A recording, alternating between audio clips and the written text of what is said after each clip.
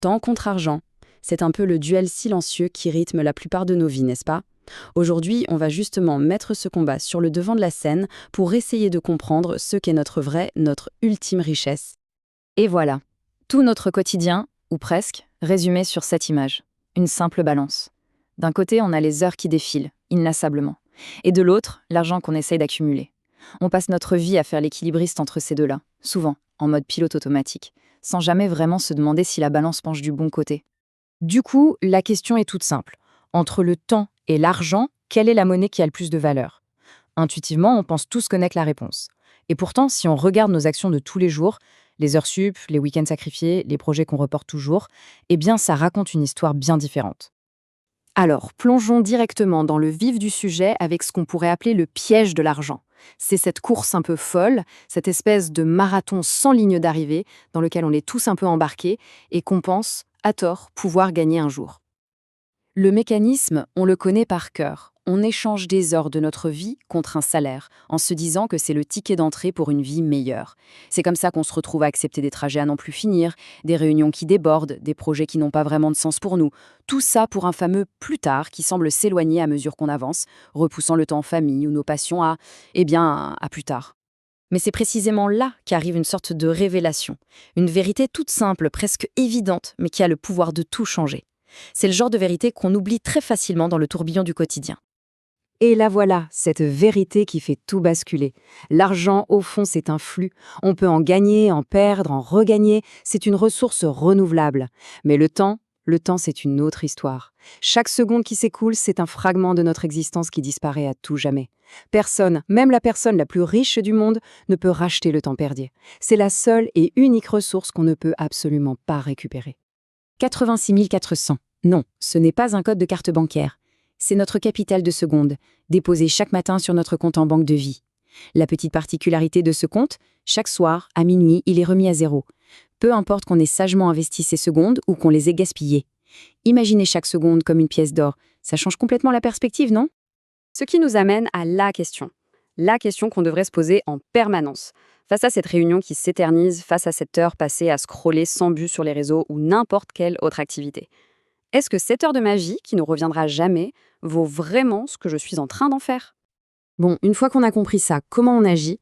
La solution, c'est de faire ce qu'on appellera un échange plus intelligent. L'idée, ce n'est pas du tout de diaboliser l'argent, mais de s'en servir comme d'un outil pour racheter ce qui est le plus précieux, notre temps.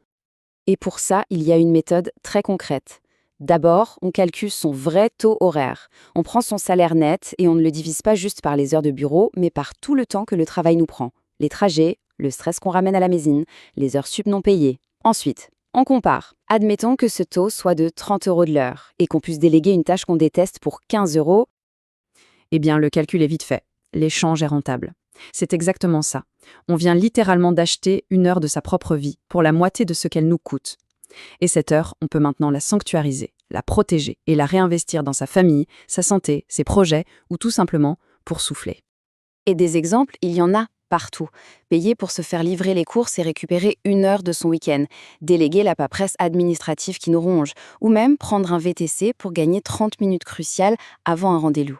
Il ne faut pas voir ça comme de la paresse, mais plutôt comme une stratégie de récupération de temps de vie.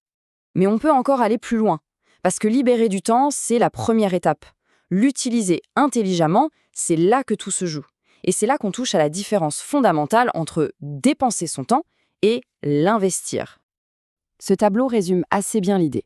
D'un côté, on a les dépenses de temps, des activités qui le consomment, qui le font disparaître sans rien construire. Et de l'autre, les investissements, des activités qui nous enrichissent, qui développent nos compétences, notre bien-être, bref, qui construisent une meilleure version de nous-mêmes pour demain.